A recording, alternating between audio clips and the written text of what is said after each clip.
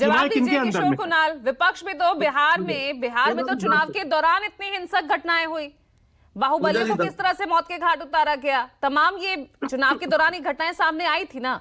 विपक्ष में तो महाजंगल राज ही कह रहा था। जी नमस्कार। देखिए, इस पे मैं आऊंगा। सबसे पहले मैं उत्पल वल्लभ साहब को स्पष्ट कर दूं, इनका होमवर्क बेहद कमजोर है। 1 रुपए प्रति एकड़ की बात ये लगातार कर रहे हैं, लेकिन इन्हें जानकारी नहीं है कि 1 रुपया प्रति एकड़ की दर पे इनकी सरकार, जब इनकी सरकार हुआ करती थी, कई संस्थानों को दिया गया, जिसमें डीएवी है, जिसको बिजली बोर्ड ने अलग अलग जगह दिया, बाल्मीकि में बिजली बोर्ड ने दिया। इस तरह के कई समूह को जमीन दी गई और वही जमीन उत्पल वल्लभ आपने अपनी बात कह दी।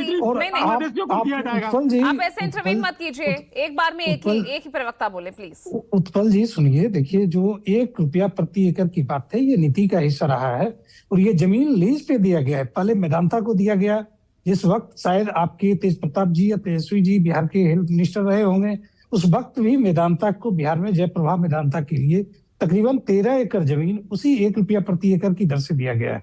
और सरकार रोजगार को बढ़ाने के लिए इस प्रकार का निर्णय लेती रही है।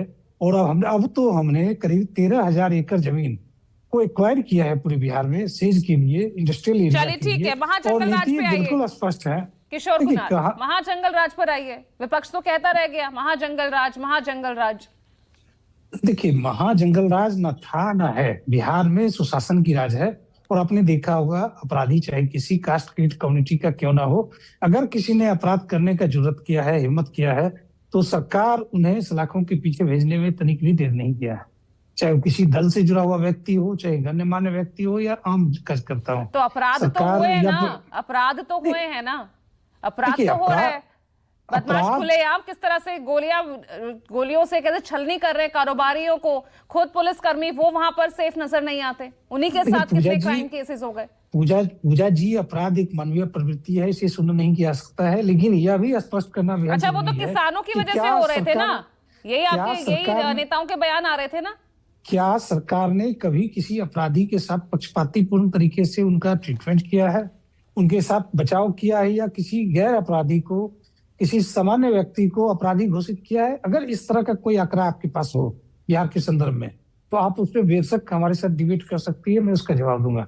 बिहार की पुलिस हमेशा न्यायपूर्ण तरीके से अपराध करने वाले व्यक्ति को न सिर्फ धर दबोचती है, सलाखों के पीछे भेजती है, बल्कि अपराध की दुनिया में अर्जित की गई संपत्तियों को जब्त करके उसमें स्कूल, कॉलेज या पुस्तकालय खोलने का भी काम करती रही है। स्कूल कॉलेज और बताइए ना, क्या नहीं बता दूंगा। मैं बता दूंगा उसके लिए अलग से एक सेशन रखते हैं। मैं आखिरी की सही नाम सहित, अगर आप जयश्री ठाकुर का नाम सुने होंगे तो आप शायद गूगल कर लीजिएगा, पता चल जाएगा कि उसके घर को कैसे बिहार सरकार ने कैसे उसके घर को। किशोर जी रुकिए, उत्पल वल्लभ, क्या कौन सी कॉलेज चल रही है? पहली बात। दूसरी बात कि मैं तो कह रहा हूं कि आप देख लीजिए, पूरे देश में बिहार सहित पूरे देश में जितने बलात्कारी हैं, सबका संरक्षक भाजपा, भारतीय जनता पार्टी बनी हुई। आप देखेंगे कि जितना भ्रष्टाचारी है, सारे डीडीसीडी के माध्यम से अपने यहां ये लोग लेके चले गए हैं। और सरकारी जमीनें बोल रहे 1 रुपया प्रति एकड़ 25 साल के लिए लीज दिया गया, यानी कि 1 एकड़ जमीन 25 साल में 25 रुपया में दिया गया। किसको? अदानी को। और अदानी उस पर बिजली उत्पादन करेगी। और बिजली किसको दिया जाएगा? बांग्लादेश को। और वो बांग्लादेश घुसपैठिए की बात करते हैं। ये इस देश को बेवकूफ बना रहे हैं लगातार पिछले 14 साल से ये डबल इंजन की सरकार। और बहुत दूर जाने की बात नहीं है, अपराध की बात कर रहे हैं। पटना में नीट छात्रा का शंभू हॉस्टल कांड, क्या हुआ था? क्या आपके पुलिस क्या मामला बता रहे थे पोस्टमार्टम, और जब रिपोर्ट हॉस्पिटल की आती है तो क्या निकला ये मामला? किशोर कुणाल, नहीं, शंभू हॉस्टल कांड भी महिलाओं के बलात्कार से जुड़ा हुआ है, और बलात्कारी को ये लोग जेल से छुड़ाने के बाद माला पहनाने वाले लोग हैं। ये क्या बोलेंगे इस पे? देखिए, जवाब तो लेना पड़ेगा ना। देखिए, बहुत स्पष्ट है।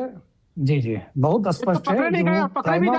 अरे रुकिए वल्लभ जी, हाँ, प्राइमा फेसी पुलिस अधीक्षक ने जो बयान दिया वो भी पब्लिक डोमेन में। उन्होंने कहा कि अब तक प्राप्त जानकारी के अनुसार से इस प्रकार का मामला नहीं है। हम लोग पोस्टमार्टम रिपोर्ट का इंतजार कर रहे हैं। और आपने देखा होगा कि जैसे ही पोस्टमार्टम रिपोर्ट आया, बिहार की सरकार ने, बिहार की पुलिस ने, डीजीपी ने तुरंत ही एसआईटी का गठन किया।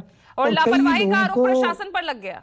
कई लोगों इसी को लेकर arrest सियासत किया हो जा रही ना, चुका है। विपक्ष आप पर खूब हमलावर है किशोर कुणाल। देखिए देखिए यही अपराध, यही सुशासन है ना आपका। एसआईटी अपना काम कर रही है, उन्हें मौका दिया जाना चाहिए बहुत जल्दी, विद जब इन डे विपक्षी टू नेता डे। पहुंचे तो सारी अब बातें आपको याद आई, एसआईटी बिठा दी गई।